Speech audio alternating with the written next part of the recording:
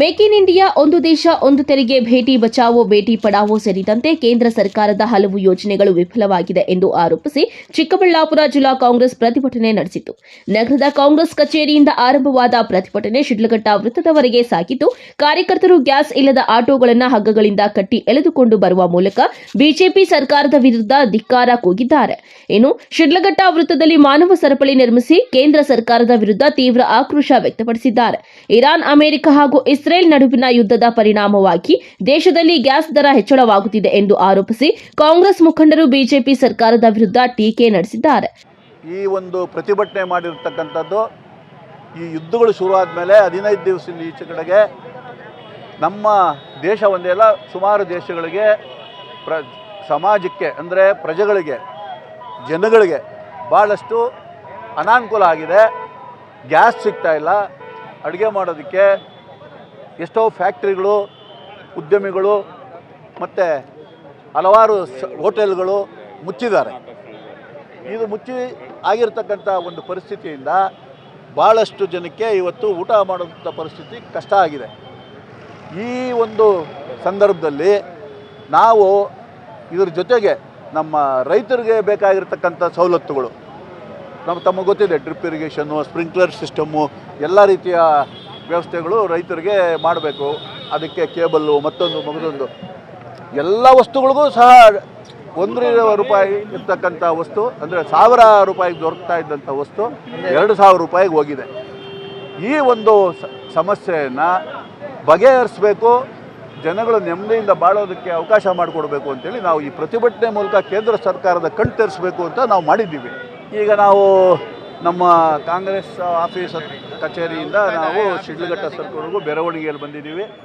ಇನ್ನು ಪ್ರತಿಭಟನೆಯನ್ನ ವಿಭಿನ್ನವಾಗಿ ನಡೆಸಲು ಮಹಿಳಾ ಕಾರ್ಯಕರ್ತರು ಸೌದೆ ಒಲೆಯಲ್ಲಿ ಅಡಿಗೆ ಮಾಡುವ ಮೂಲಕ ಗಮನ ಸೆಳೆಯಲು ಯತ್ನಿಸಿದ್ರು. ಆದರೆ ಸೌದೆ ಸರಿಯಾಗಿ ಹೊತ್ತಿಕೊಳ್ಳದೆ ಹೊಗೆ ಹೆಚ್ಚಾಗಿ ಉಂಟಾದ ಕಾರಣ ಹೊಗೆಯ ಮಧ್ಯೆ ಮಹಿಳಾ ಕಾಂಗ್ರೆಸ್ ಮುಖಂಡರು ಕಣ್ಣೀರು ಹಾಕುತ್ತಾ ಪ್ರತಿಭಟನೆ ನಡೆಸಿದ್ದ ದೃಶ್ಯವು ಗಮನ ಸೆಳೆಯಿತು.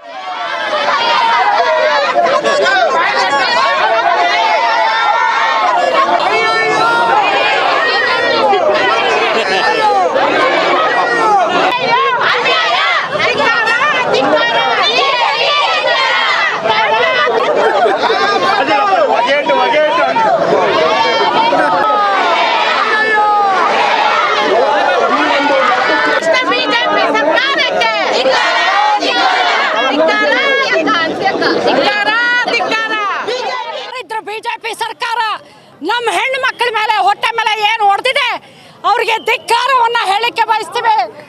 ಇವತ್ತಿನ ದಿನ ನಾನು ಒಂದು ಮಾತು ಹೇಳಲಿಕ್ಕೆ ಬಯಸ್ತೀನಿ. ಹೋದ್ಸಲ ಕೂಡ ಇದೆ, ನಮ್ಮ ಗ್ಯಾಸ್ ಸಿಲಿಂಡರ್ಗಳನ್ನ ಅತಿ ಹೆಚ್ಚಿನ ದುಡ್ಡು ಮಾಡಿ ನಮಗೆ ಭಾಳ ಕಷ್ಟ ಕೊಟ್ಟು ಬೀದಿಗಿಳಿದು ನಾವು ಹೆಣ್ಮಕ್ಳುಗಳು ಹೋದ್ಸಲ ಚಿತ್ರಾನ್ನ ಮಾಡ್ಕೊಂಡು ನಾವೆಲ್ಲ ಕಡೆ ಹಂಚಿ ತಿಂದಿದ್ವಿ.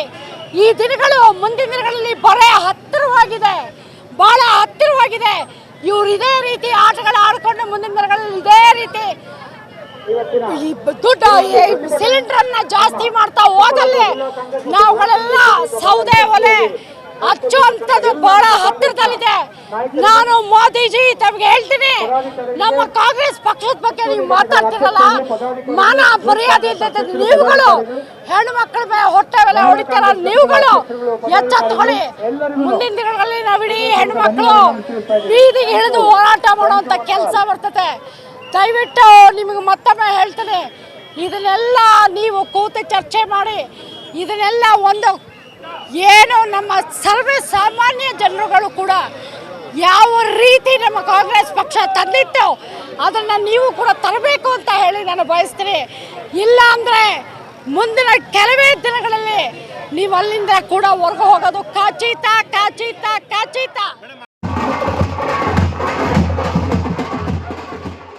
ಈ ಪ್ರತಿಭಟನೆಯಲ್ಲಿ ಹಾಲಿ ಹಾಗೂ ಮಾಜಿ ಶಾಸಕರು, ಜಿಲ್ಲಾ ಕಾಂಗ್ರೆಸ್ ಮುಖಂಡರು, ಮುಂಚೂಣಿ ಘಟಕಗಳ ಅಧ್ಯಕ್ಷರು ಮತ್ತು ಪದಾಧಿಕಾರಿಗಳು, ಮಹಿಳಾ ಕಾಂಗ್ರೆಸ್ ನಾಯಕರು ಹಾಗೂ ಕಾರ್ಯಕರ್ತರು ಸೇರಿದಂತೆ ನೂರಾರು ಮಂದಿ ಭಾಗವಹಿಸಿದ್ರು. ಒಟ್ಟಾರೆ ಕೇಂದ್ರ ಸರ್ಕಾರದ ವಿರುದ್ಧ ಕಾಂಗ್ರೆಸ್ ತೀವ್ರ ಆಕ್ರೋಶ ವ್ಯಕ್ತಪಡಿಸುತ್ತಿದ್ದು, ಚಿಕ್ಕಬಳ್ಳಾಪುರದಲ್ಲಿ ನಡೆದ ಈ ಪ್ರತಿಭಟನೆ ರಾಜಕೀಯ ವಲಯದಲ್ಲಿ ಸಾಕಷ್ಟು ಗಮನ ಸೆಳೆದಿದೆ. ಕ್ಯಾಮರಾ ಪರ್ಸನ್ ಪ್ರವೀಣ್ ಜೊತೆ ಕಳವಾರ Arun, MM TV news, Chikkaballapur.